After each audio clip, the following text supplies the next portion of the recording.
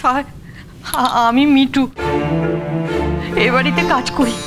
এই ছোট্ট বয়স থেকে এই ছেলে মেয়েগুলোকে কোলে পিঠে করে মানুষ করেছি। আমাদের ডিঙ্কার মতো একটাও ছেলে হয় না, লাখে একটা। আমার কথা যদি আপনার বিশ্বাস না হয়, এই পাড়া প্রতিবেশী সবাইকে জিজ্ঞেস করুন, সবাই ওর সুনাম করবে, সবাই ওকে খুব ভালোবাসে। ও কোনো দোষ করেনি স্যার, ওকে ধরে নিয়ে যাবে না স্যার, ওকে ধরে শোনো, তুমি কি ফ্যামিলির লোক? তুমি তো বাইরের লোক, বাইরের লোক বাইরের লোকের মতো থাকবে। ওকে, ফ্যামিলির লোকের ব্যাপারে কথা বলতে তুমি একদম আসবে না মিঠুদি। বাইরের লোক? দুদিন আগে তো তুমি বাইরের লোক ছিলে, আর তখন বাড়ির বাইরের লোক ছিলে। এই বাড়ির ব্যাপারে নাক গলাওনি, কথা বলোনি তুমি। এখন আবার বড় বড় কথা বলছো। এই শোনো, আমি লোকটা না একদম ভালো নয়, 5 বাড়িতে কাজ করে খাই। সত্যি কথা বলতে না আমার মুখে একটু আটকায় না। আমার বৌদি ভদ্রতা করে যে কথাগুলো বলতে পারছে না, করতে পারছে না, তুমি স্বপ্নের ভেবো না ওই কাজটা আমি করতে পারবো না। তুমি এতদিন ধরে কি কি করেছো আমরা সবাই ভুলে গেছি ভেবেছো? তোমাকে আমি জব্দ করে দেবো, আমার পেছনে লাগতে এসো না। বেশি বাড়াবাড়ি করলে না তোমার কীর্তি কাহিনী এক্ষুনি সব ফাঁস করে দেবো। কোন মুখে তুমি এত বড় বড় কথা বলো? লজ্জা করে না তোমার? Get out! জাস্ট এই বাড়ি থেকে এক্ষুনি বেরিয়ে যাও।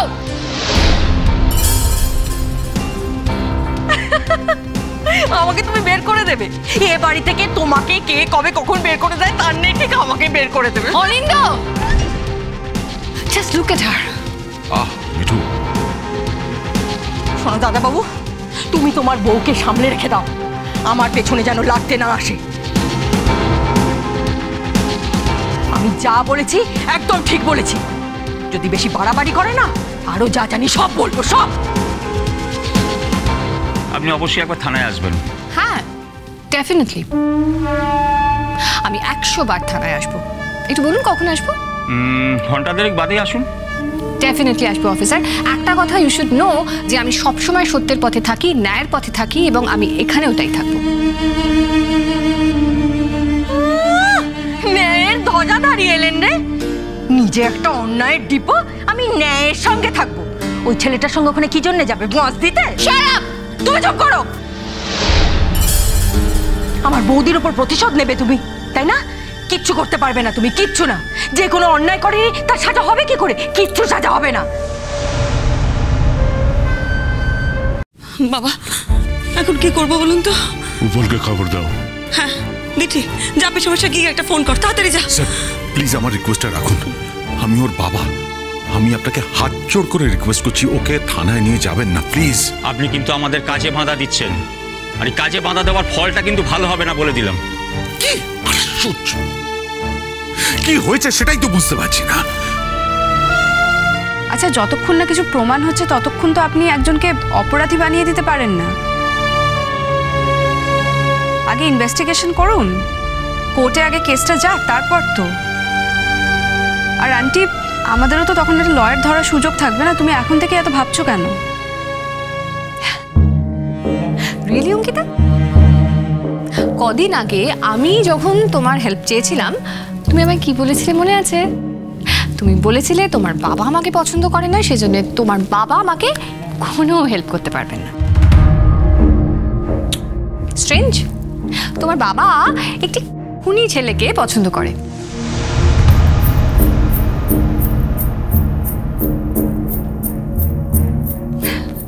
খুনি ছেলেকে সাপোর্ট করে। রিডিকুলাস। ছি ডিঙ্কা, ছি ছি। এমন একটা কাজ করলি যার জন্য আমাদের সকলের মাথা কাটা যাচ্ছে এখন। হ্যাঁ, এতদিন ধরে তো বহুত বড় বড় কথা বলেছিস রে। হ্যাঁ, অনেক বড় বড় কথা বলেছিস, শেষে গিয়ে এইরকম একটা কাজ করে বেড়ালি তুই। ছি ছি ছি। এই তুমি চুপ করো,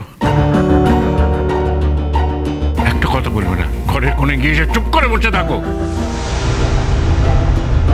তোমার বউয়ের যেটুকু মেরুদণ্ড আছে তোমার তাও নেই।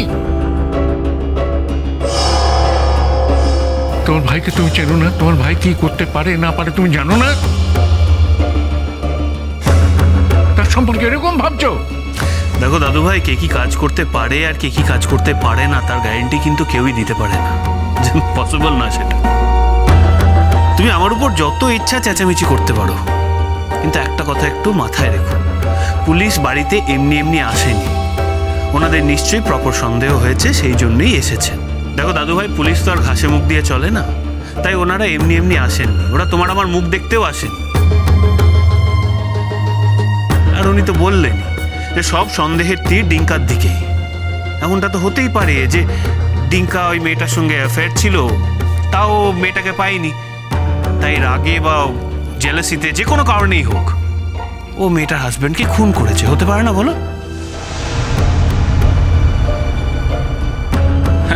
এমন ধুরন্ধর ছেলে যে সে তার হাজব্যান্ডের সাথেও বন্ধুত্ব করেছে আর মেয়েটার সাথেও বন্ধুত্ব করেছে, তারপর তাদের বিশ্বাসের সুযোগ নিয়ে সে ছেলেটাকে খুন করেছে।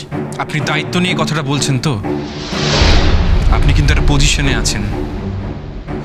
যতক্ষণ না কোর্ট অর্ডার হচ্ছে, যতক্ষণ না প্রমাণ হচ্ছে কোর্টে যে আমি একজন খুনি, আপনি কিন্তু এই কথাটা বলতে পারেন না। আপনি কিন্তু আপনার ক্ষমতার অপব্যবহার করছেন। খবরদার!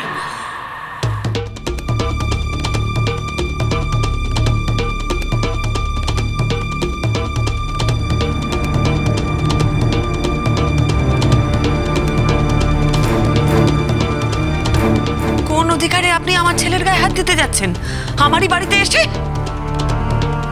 আপনি শুধু সন্দেহের ভিত্তিতে এখানে এসেছেন।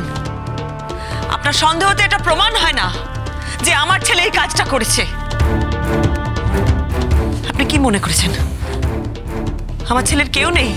ও একা, ওর পাশে কেউ নেই, আমরা সবাই মরে গেছি? আপনি কিন্তু আমাদের নাগরিক অধিকারে বাধা দিচ্ছেন। আপনি কখনো ওর গায়ে হাত তুলতে পারেন না। মনে রাখবেন, আমি একজন মা, আর আমার সন্তানকে বাঁচানোর জন্য আমি শেষ মুহূর্ত পর্যন্ত চেষ্টা করে যাব। আমি আমার সন্তানকে খুব ভালো করে চিনি। আমি জানি ও কোনোদিন এরকম একটা জঘন্য কাজ করতে পারে না। আর আপনারা যে কারোর দ্বারা প্রভাবিত হয়ে এই কাজটা করেননি তার কি গ্যারান্টি আছে?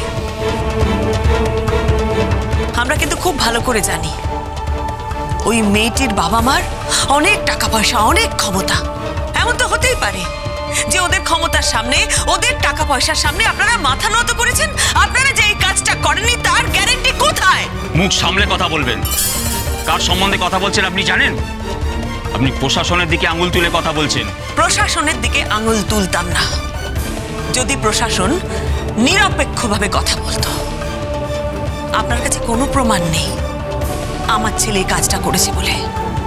ওর দোষ কিন্তু এখনো প্রমাণিত হয়নি, আর প্রমাণ তো কোর্টে হবে, থানায় নয়।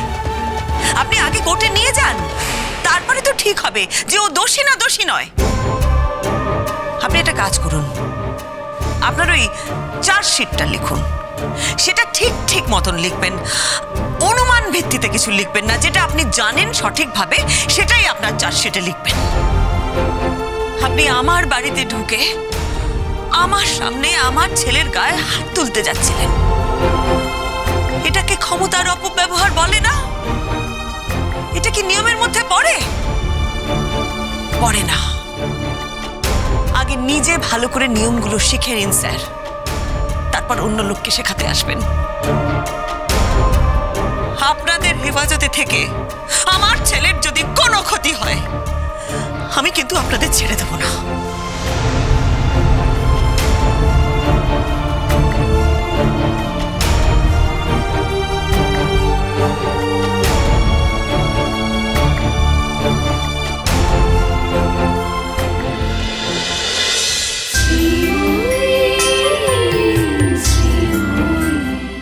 স্টার জলসার প্রিয় শো দেখার জন্য সাবস্ক্রাইব করুন আমাদের ইউটিউব চ্যানেলে এবং আপডেটেড থাকার জন্য প্রেস করুন বেল আইকন। চলো চলো চলো চলো পাল্টাই।